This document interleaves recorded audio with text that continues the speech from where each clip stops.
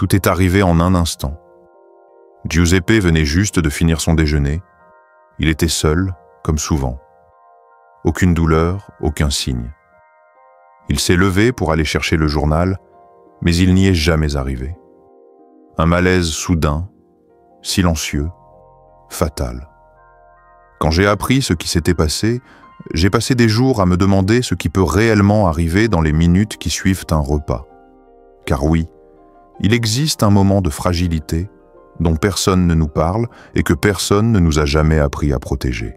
Je m'appelle Dr Balzano, je suis spécialisé en médecine du vieillissement et en santé masculine depuis plus de 20 ans. Au cours de ma longue expérience, j'ai appris que la santé ne se joue pas uniquement dans les services hospitaliers, mais bien plus souvent dans les petites habitudes du quotidien. Il y a quelques années, j'ai perdu un ami. Il s'appelait Giuseppe, il avait 76 ans, et chaque matin je le rencontrais sur la place du quartier, toujours sur le même banc, avec le journal entre les mains. Un jour, ce banc est resté vide. J'ai ensuite découvert que Giuseppe avait été victime d'un malaise juste après le déjeuner.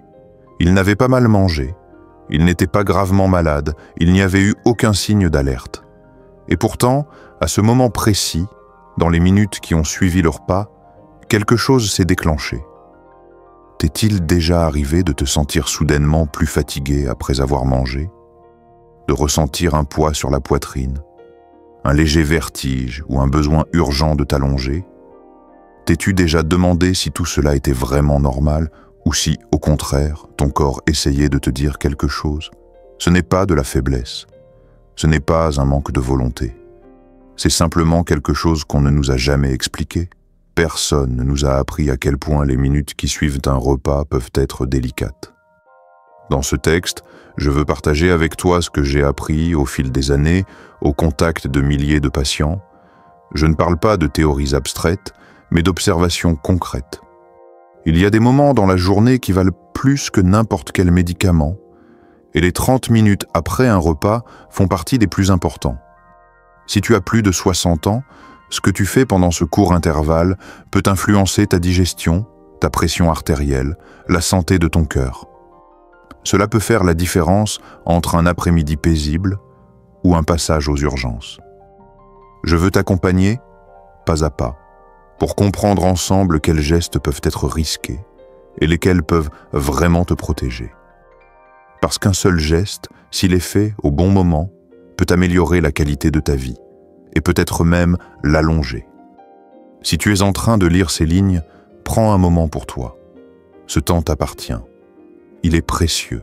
Quand j'étais un jeune médecin, je pensais que les moments les plus critiques pour la santé étaient ceux marqués par des symptômes évidents, une forte fièvre, une douleur intense, un souffle court.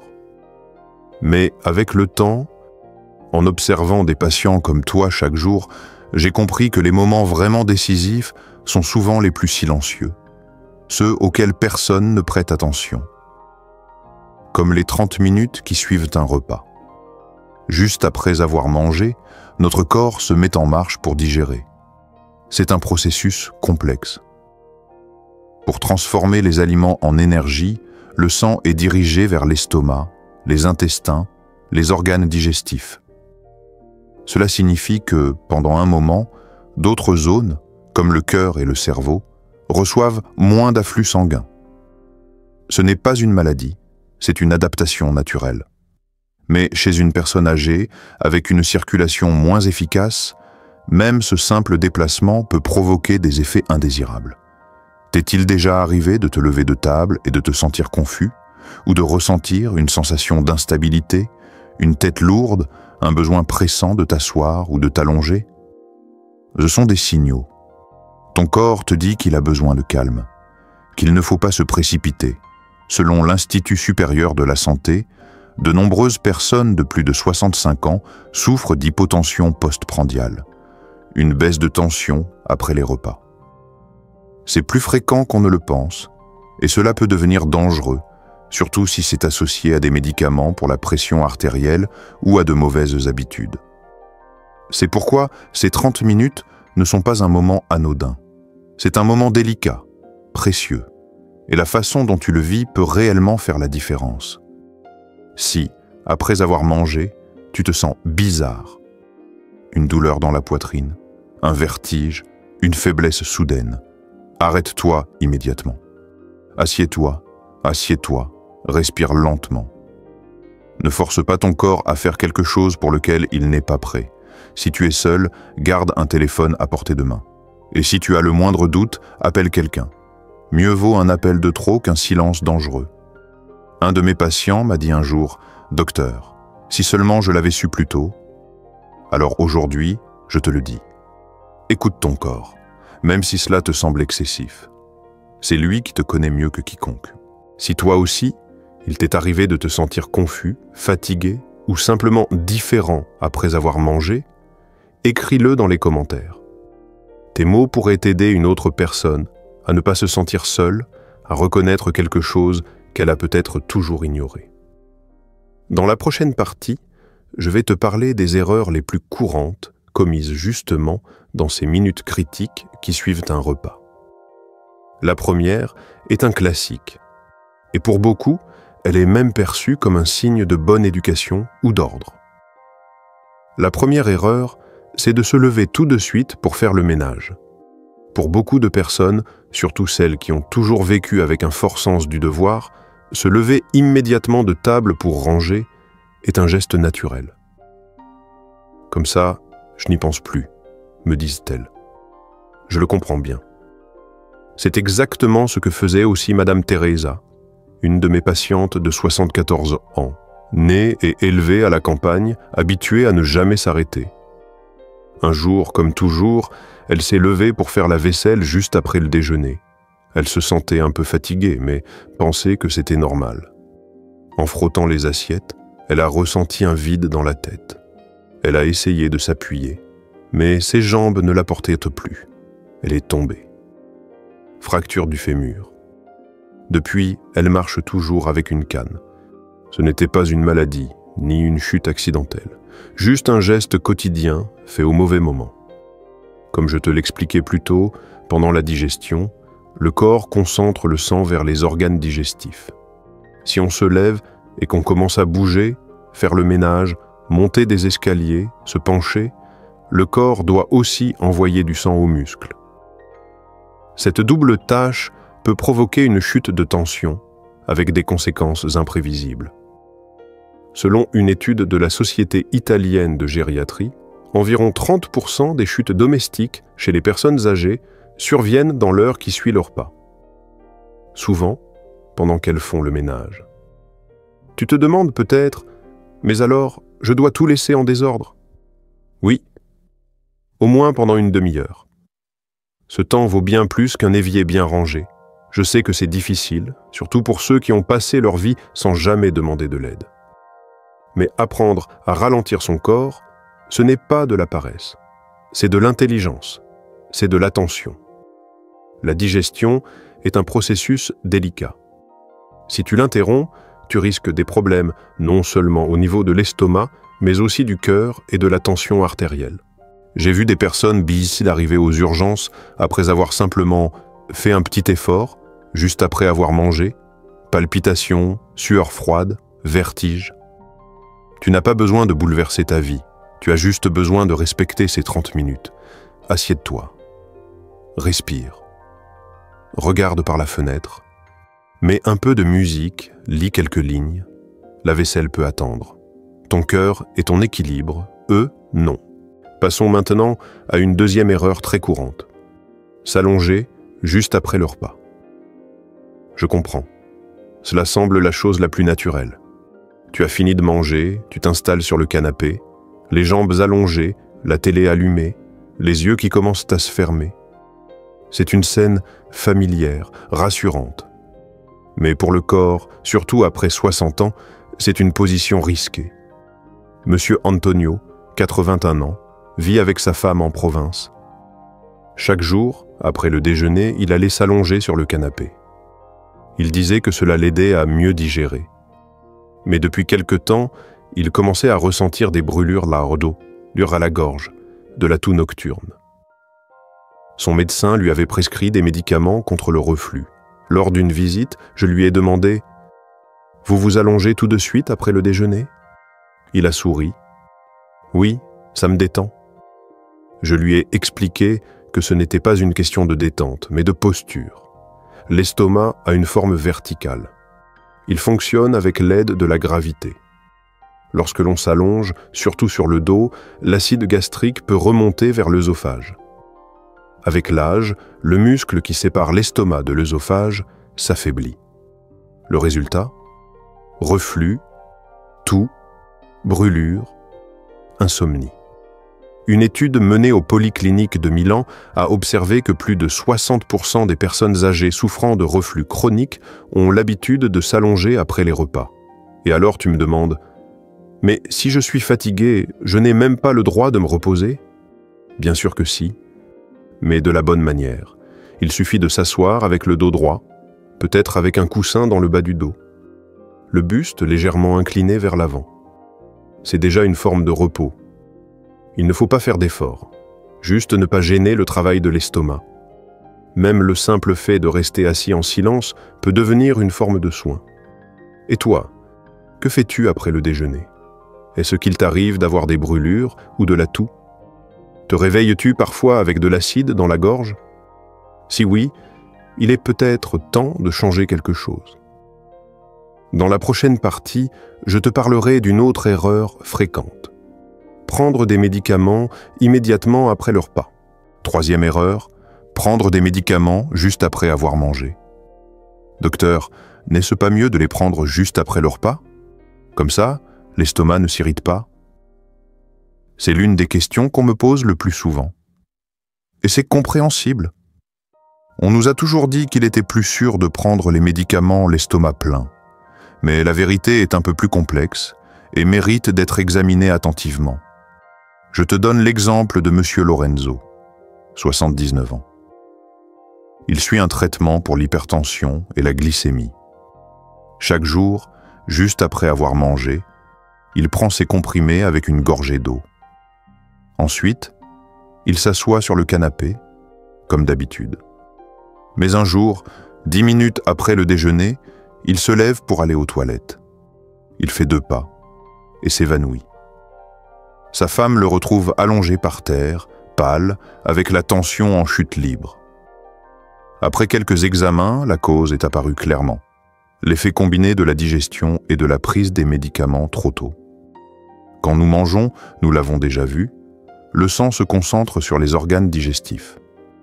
Si, à ce moment-là, nous prenons des médicaments qui influent sur la pression artérielle ou le rythme cardiaque, leur effet peut être plus rapide et plus fort que prévu, provoquant des baisses de tension, des vertiges, voire des évanouissements. Une étude de l'hôpital universitaire de Florence a révélé que plus de 20% des évanouissements chez les plus de 70 ans sont liés à la prise de médicaments dans les 20 minutes suivant un repas. La solution, évidemment, n'est pas d'arrêter de prendre les médicaments, mais de les prendre au bon moment. Pour beaucoup de traitements, la recommandation idéale est d'attendre au moins 30 minutes après la fin du repas. Dans d'autres cas, les médicaments doivent être pris avant de manger ou à jeun. Mon conseil? Demande toujours à ton médecin ou à ton pharmacien. Aucune question n'est stupide, surtout lorsqu'il s'agit de ta santé. Et si tu prends plus de 3 médicaments par jour, note-les sur une feuille avec l'heure précise à laquelle les prendre. Cela t'aidera à ne pas te tromper et à respecter les horaires. Ce ne sont pas seulement les médicaments qui soignent, mais aussi la manière dont tu les prends. Toi aussi, prends-tu tes comprimés juste après le café? As-tu déjà ressenti des sensations étranges dans les minutes qui suivent? Écris-le dans les commentaires. Ton expérience peut faire la différence pour ceux qui ont les mêmes doutes. Jusqu'ici, nous avons parlé des erreurs à éviter. Maintenant, je veux me concentrer sur ce que tu peux bien faire dans les minutes qui suivent le repas. Des petits gestes simples, accessibles à tous. Des gestes que je recommande chaque jour à mes patients et qui, avec le temps, deviennent de véritables habitudes de soins. Le premier, boire de l'eau tiède, pas froide, environ 10 minutes après avoir mangé. Madame Franca, 76 ans, m'a raconté un jour « Depuis que je bois de l'eau tiède après le déjeuner, je n'ai plus ce gonflement ni ces brûlures gênantes. Elle avait essayé de nombreux médicaments, mais aucun ne lui avait apporté le même soulagement qu'un demi-verre d'eau à la bonne température. Dans de nombreuses cultures orientales, boire de l'eau tiède est une pratique quotidienne, et la science le confirme. Cela aide la digestion, détend les muscles de l'estomac, favorise le travail des enzymes digestives. Il n'est pas nécessaire d'en boire beaucoup. Un demi-verre, à petite gorgée, 10 minutes après le repas est plus que suffisant. Évite au contraire l'eau froide qui peut ralentir la digestion et provoquer une sorte de petit choc au système digestif. C'est particulièrement vrai pendant les mois d'hiver ou pour ceux qui ont déjà une digestion lente. Et souviens-toi, avec l'âge, la sensation de soif diminue. Beaucoup de personnes âgées sont déshydratées sans le savoir. Un verre d'eau après le repas est aussi un moyen de garder le sang fluide, de soutenir le cœur et le cerveau. Tu le fais déjà ? As-tu déjà essayé la différence entre boire de l'eau froide ou tiède après le déjeuner ? Essaie pendant une semaine. Écoute ton corps. Deuxième geste utile, marcher lentement pendant 10 à 15 minutes après au moins 30 minutes de repos. Monsieur Pietro, 73 ans, vit dans un petit village en Ombrie. Après chaque repas, il s'assoit tranquillement pendant une demi-heure, puis fait le tour du pâté de maison, d'un pas lent. « Depuis que je fais ça, je dors mieux et j'ai réduit mon insuline », m'a-t-il dit. Marcher après les repas, mais pas immédiatement, aide de nombreuses fonctions. Cela stabilise la glycémie, améliore la circulation sanguine, stimule le transit intestinal. Mais attention, il ne s'agit pas d'une marche fatigante. Il suffit de bouger calmement, sans essoufflement. Même faire quelques pas dans la maison peut suffire s'il pleut ou fait froid dehors. Selon une étude de la Fondation Véronesi, 10 minutes de marche légère après les repas réduisent de 22% le risque de pic glycémique chez les personnes âgées atteintes de diabète ou de prédiabète. Le secret ? La régularité. Il ne faut pas en faire beaucoup. Il suffit de le faire tous les jours, ou au moins 3 fois par semaine. Cela doit être un plaisir, pas une contrainte. Et si tu peux le faire à l'extérieur, c'est encore mieux. L'air frais, la lumière naturelle aident aussi l'humeur et régulent le cycle veille-sommeil. Tu marches après le déjeuner ? Tu le fais seul ou accompagné ? Écris-le. Même une promenade partagée peut devenir une forme de thérapie. Combien de fois t'est-il arrivé, après le déjeuner, de t'affaler sur une chaise, le dos courbé et la tête penchée vers l'avant, ou de t'enfoncer dans le canapé en pensant « je me détends un instant ». C'est compréhensible. C'est humain. Mais notre corps, dans ces moments-là, n'est pas toujours d'accord. Je me souviens bien de Madame Bianca, 78 ans. Un jour, elle m'a dit « Docteur, je ne m'allonge pas, je reste assise. » Et pourtant, après chaque repas, je me sens gonflé, comme si quelque chose ne circulait pas. Quand elle m'a montré comment elle s'asseyait, j'ai tout de suite compris. Elle était complètement penchée vers l'avant, épaules repliées, estomac comprimé. La posture compte. Et comment ? Après les repas, la position dans laquelle tu te tiens peut faciliter ou gêner la digestion. Être avachi, affalé, met une pression sur l'abdomen, ralentit le travail de l'estomac, favorise le reflux et accentue la sensation de lourdeur. À l'inverse, il suffit d'adopter une posture simple et correcte. Assieds-toi sur une chaise stable. Garde le dos droit mais détendu. Pose bien les pieds à plat sur le sol sans croiser les jambes. Incline légèrement le buste vers l'avant avec les épaules relâchées. Pas besoin de chaise spéciale ni de coussin ergonomique, juste un peu de conscience. Une étude de l'université de Padoue a démontré que maintenir une posture droite et stable après un repas réduit de 30% les épisodes de reflux chez les plus de 65 ans. C'est un résultat qui vaut autant, voire plus, que bien des médicaments. Si en ce moment, en lisant ces lignes, tu te rends compte que tu es courbé, essaie de changer de position, redresse ton dos, respire, sens ton estomac plus libre. Ce n'est pas une question d'esthétique, mais de soin profond. de respect pour un corps qui a besoin d'espace pour bien fonctionner. Une petite habitude, répétée chaque jour, peut devenir un remède silencieux. Et maintenant que tu es arrivé jusque-là, permets-moi de te dire une chose. Tu as déjà fait quelque chose d'important. Tu as décidé de t'accorder quelques minutes pour toi. Tu as choisi d'écouter. Et crois-moi, c'est là la toute première, véritable médecine. Peut-être que tu te demandes maintenant, « Docteur, par où commencer ?» Je t'ai dit beaucoup de choses. Je t'ai parlé d'erreurs, de postures, d'habitudes. Mais la réponse est plus simple que tu ne le penses. Commence par une seule chose, celle que tu ressens comme la plus proche, la plus facile, la plus naturelle pour toi. Demain, après le déjeuner, au lieu de te lever immédiatement pour ranger la cuisine, reste assis quelques minutes de plus. Respire. Regarde le ciel par la fenêtre. Mets un peu de musique. Ou bien choisis de boire un demi-verre d'eau tiède, lentement, comme un petit geste d'amour pour ton corps. Ou encore, décide que tu ne t'allongeras pas aujourd'hui, mais que tu resteras assis, le dos droit, la poitrine ouverte, et tu laisseras la digestion faire son travail tranquillement. Tu n'as pas besoin de tout faire, et encore moins de le faire parfaitement. Le corps n'a pas besoin de vitesse. Il a besoin de régularité, de douceur, de présence. Et tu sais quelle est la plus belle chose? Quand tu commences à le traiter avec respect, ton corps te répond. J'ai vu des hommes et des femmes de tout âge transformer leur quotidien avec un seul petit geste. Un monsieur de 80 ans m'a raconté que depuis qu'il attend 30 minutes avant de prendre ses médicaments, il n'a plus de vertige.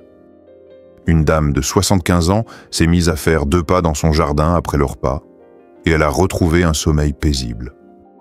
Ce ne sont pas des miracles, ce sont des attentions, des petits actes d'écoute et de soin. Si, dans ces mots, tu as trouvé quelque chose qui t'a touché, partage-le. Raconte ton expérience dans les commentaires. Même simplement écrire « Moi aussi, je me sens comme ça après le repas » peut aider quelqu'un à ne pas se sentir seul. Et si tu connais quelqu'un à qui ces paroles pourraient te faire du bien, un ami, un frère, une voisine, envoie-lui ce texte. Parfois, une seule phrase peut changer une journée. Et enfin, si ce que tu as lu t'a été utile, laisse une trace, un « j'aime », une inscription. C'est une façon simple de faire circuler ce message auprès de plus de personnes qui, comme toi, veulent aller mieux. Avant de nous quitter, je te laisse avec une phrase que je répète souvent à mes patients. Tu n'es jamais trop vieux pour commencer à t'aimer. Il n'est jamais trop tard pour dire à ton corps « Je te vois, je t'écoute, je marche avec toi ». Chaque jour est un choix, une opportunité, une respiration à la fois, un geste d'amour à la fois. Et si tu le souhaites, je serai là, pour marcher avec toi. Si cette vidéo t'a été utile, laisse un j'aime et abonne-toi à la chaîne. Partage ton avis en commentaire. Nous sommes curieux de savoir ce que tu en penses. Bonne journée.